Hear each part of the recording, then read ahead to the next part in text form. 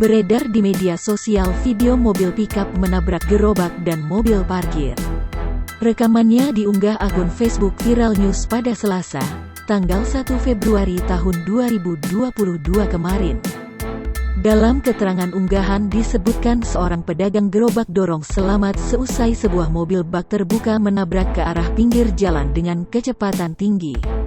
Kejadian tersebut pada Senin, tanggal 31 Januari tahun 2022 di Jalan Raya Bandung Garut sekitar pukul 10.42 waktu Indonesia Barat.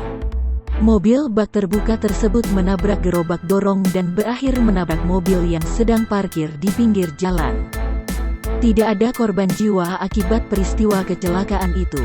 Peristiwa tersebut melibatkan 2 unit kendaraan roda 4 dan 1 gerobak rujak yang hancur tak berbentuk.